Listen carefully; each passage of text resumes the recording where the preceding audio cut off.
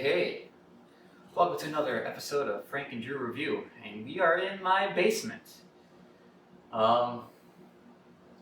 It's not quite finished, but a couple years ago we built this stage and a few walls to show off our carpentry skills.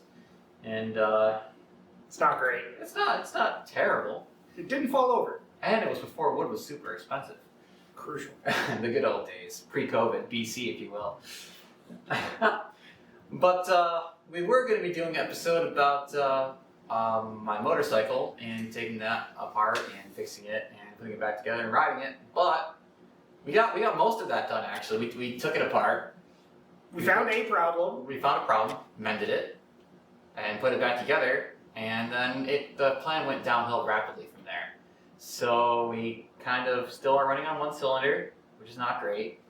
Not ideal when you only have two. We did take a shortcut. We didn't replace both coils, so we'll probably have to do that again in the future. So maybe we'll put it all together in one video and actually have me doing wheelies at the end of it.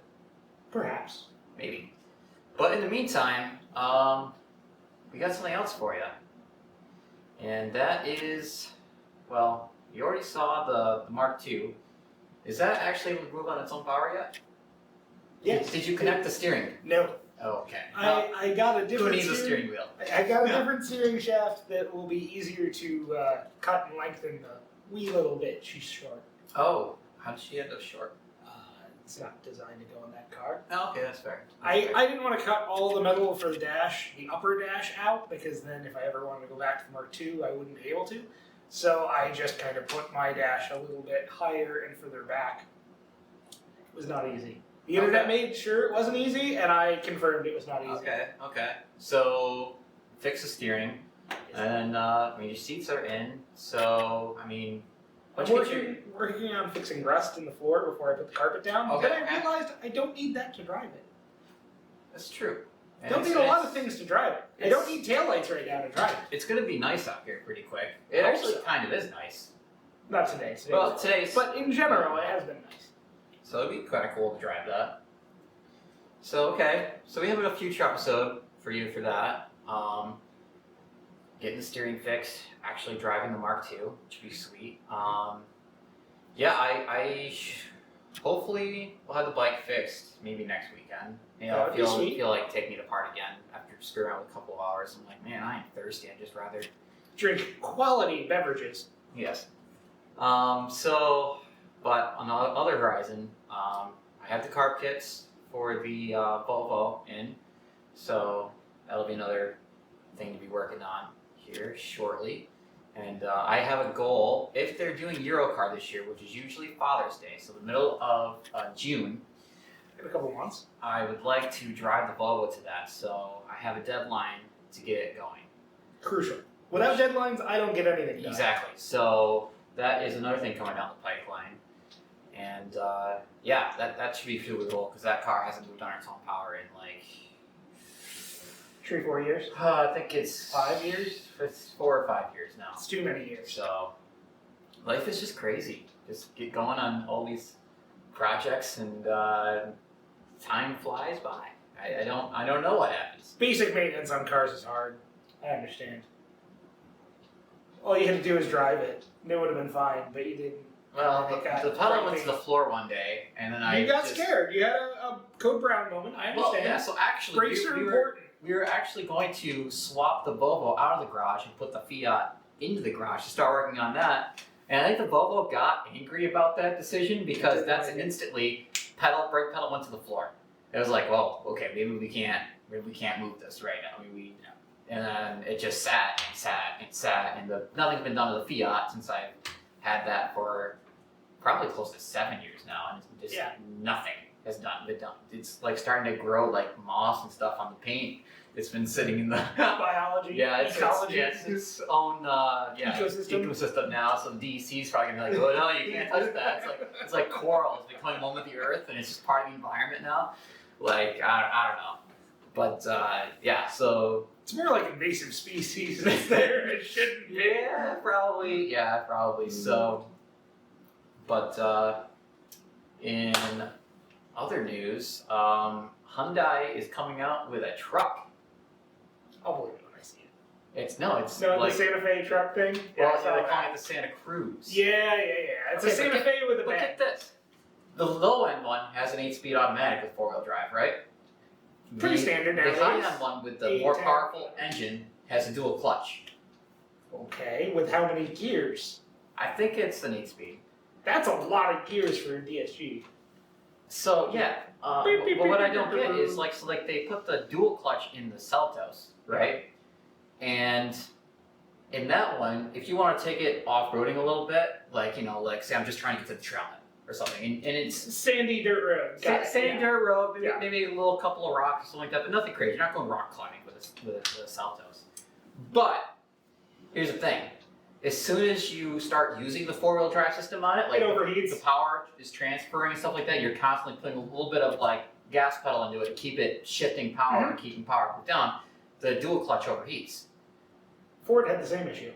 I believe it. With the predecessor to the Bronco Sport, which is apparently totally different than the actual Bronco. I didn't realize that. The Bronco Sport is basically a Ford Flex. I don't know. Somebody will correct us on the comments.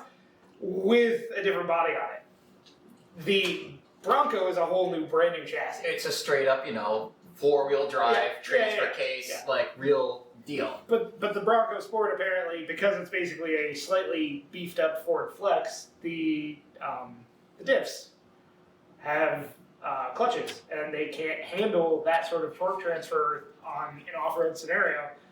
And since 99% of people aren't going to drive it there, they didn't think to fix it. They just put a warning message in there, it cools itself down, and then you continue driving. So back to the Santa Cruz though, it's like, why would you put the more powerful engine that you actually can tow 5,000 pounds with and made it with a dual clutch? Why not just leave it with an automatic? I don't know how a dual clutch would handle towing, I guess. If it overheats when you're just trying to go up a trail, with a little bit of slip, a little bit of moving power around, like, why not leave it with the 8-speed auto? I mean, the 8-speed auto is in the Telluride, and it's made into a 300-horse engine. It doesn't overheat. It's plenty of efficient enough for a car like that. Maybe it would overheat on an off-road scenario, though. No, the Telluride has done pretty well off-road for what it is. It's not an off-road vehicle by any means, but the 4-wheel drive system made with that transmission can handle some power shifting and whatnot, and get the vehicle out of minor sticky situations. Mm-hmm. Well, you pay it with a dual clutch, and the dual clutch will just overheat once it really starts not moving forward, but still applying torque to the transmission. Yeah, getting hot. So it'd be interesting. I don't fully understand that choice, but maybe someone at Hyundai can reach out to us and explain this, or hit us up on LinkedIn.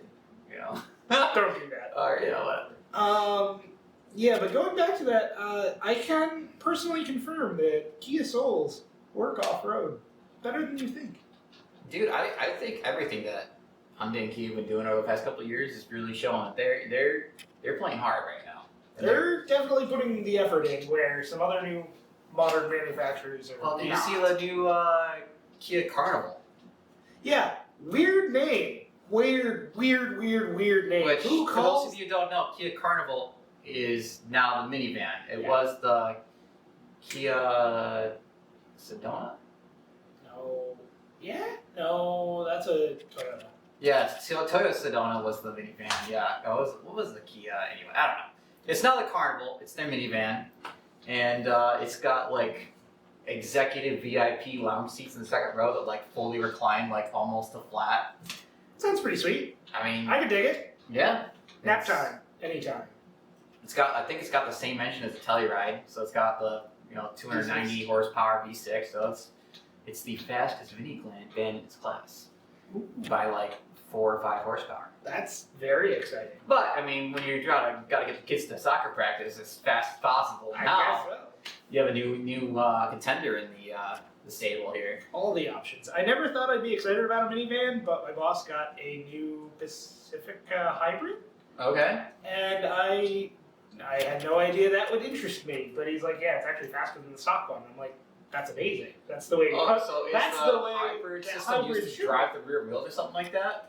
I don't know, but the battery's in the middle of the floor, and it's a plug-in hybrid. And he said, yeah, it's actually a little bit faster. It gets about 35 miles of all-electric range, Oh, that's kinda which sweet. gets you to and from work every day. That's all you really need it to do. Yeah.